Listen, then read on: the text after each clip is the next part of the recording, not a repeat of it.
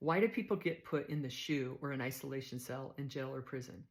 The most common reason would be a fight. In men's prisons, they have great big SHU areas. So people could be locked in there for years, which is an isolation cell, and they may not even get out for days at a time. In jail, a lot of times it's for safety.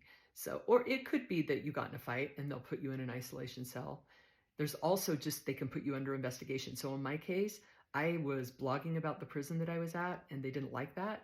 And so they put me in the SHU, and they can do that and investigate you for 6 months without ever even filing a charge, because it wasn't illegal or even against the rules for me to blog about the prison. They just didn't like it.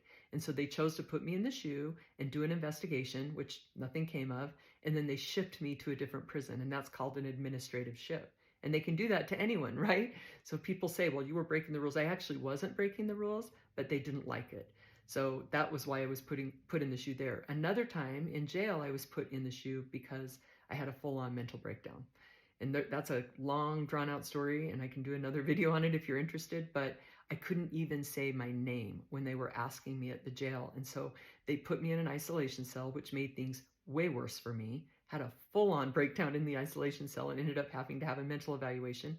They determined that I was competent, but that my circumstances, like being put in that isolation cell, actually created the problem. So jails and prisons are tricky and interesting. I mean, there's a lot of mental health problems in those places, and certainly being in an isolation cell doesn't help that.